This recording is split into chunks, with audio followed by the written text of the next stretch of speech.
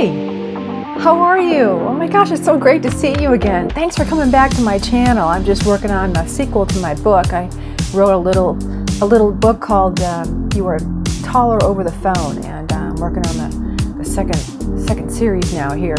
So I'm so glad you showed up, and we got a great subject today, and it's part of our part 2, which is life stages dating. And yesterday we talked about age gap dating, and I really hope you get a chance to check out that video.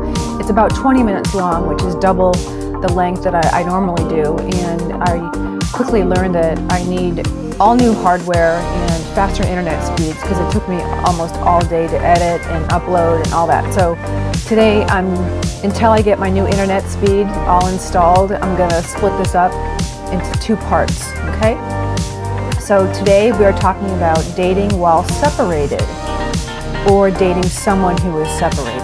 Okay, so the first part is just going to be general, and then tomorrow I'm going to touch on questions to ask yourself and the other person, and then some wrap-up suggestions, things to ponder, and actions to take.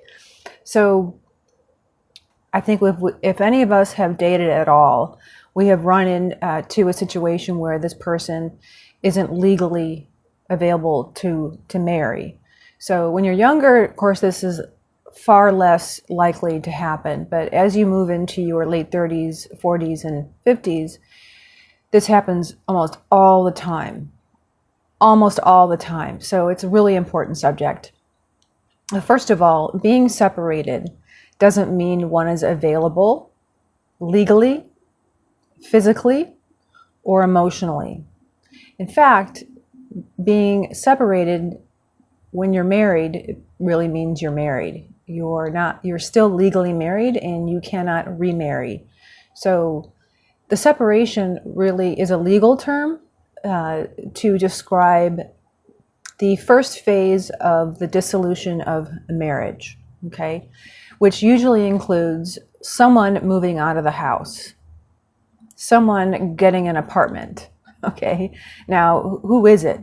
Are you dating the person still in the house? Are you dating the person who's been kicked out?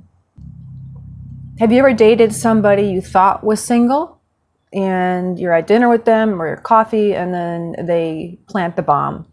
The bomb goes off, and you just learned that they're still married, but they're separated. All kinds of questions need to be asked, right? And you're just not quite ready to ask them. So you got to ride out the date with a smile on your face, right? But the date sort of quickly closes.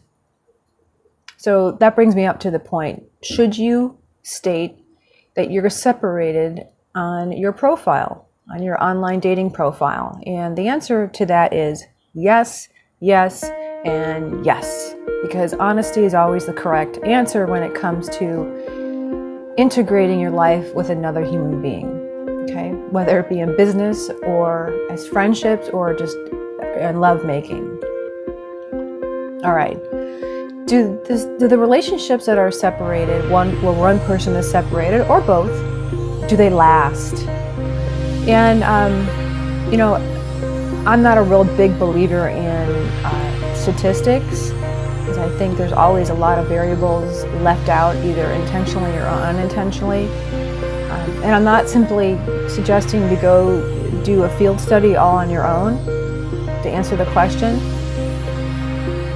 My best guess is that some do and some don't. And it depends on a lot of different variables. And we're going to go over those in actually part 2. So you found somebody you really like. I figure out, why do I like him? Is because he's unavailable? Huh? Could that be a reason? Anyway, you found somebody you really like, and you want eventually to get married, and you want to live with somebody and have that partner. But they are nowhere near that stage. I mean, we're looking at maybe years away. What do you do? What do you do in terms of bonding with that person? Because once you become physical with somebody, you develop a physical bond, a chemical bond with that person. And you never know what the outcome of the separation is. They could get back together with that person, or they could go to court and get a divorce decree after 2 years of of hearings.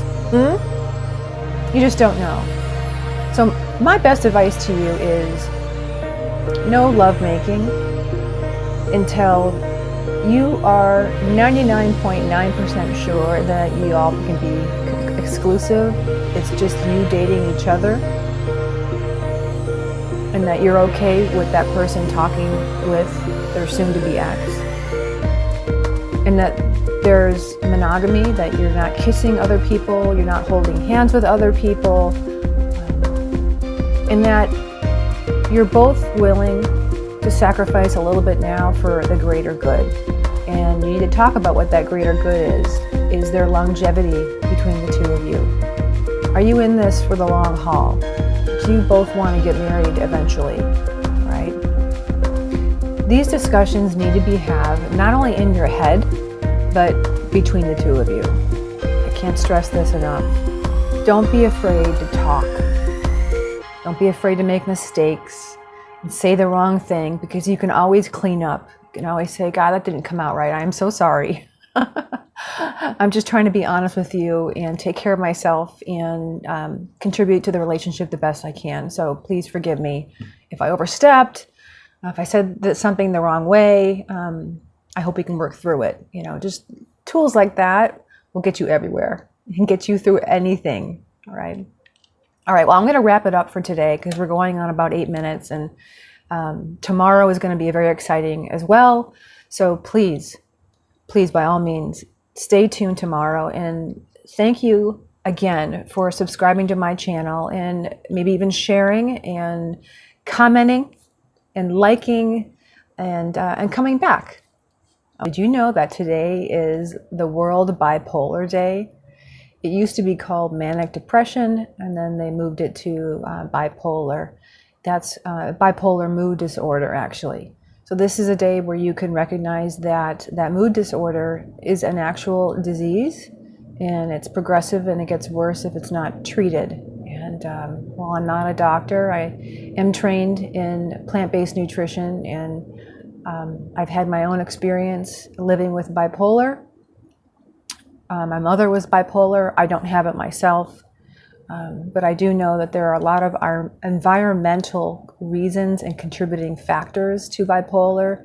So I would highly recommend that you research those if you or someone you love suffers from this bipolar mood disorder. It can be very, very serious and debilitating. Not only is it Bipolar Recognition Day, but it's also Doctor Day.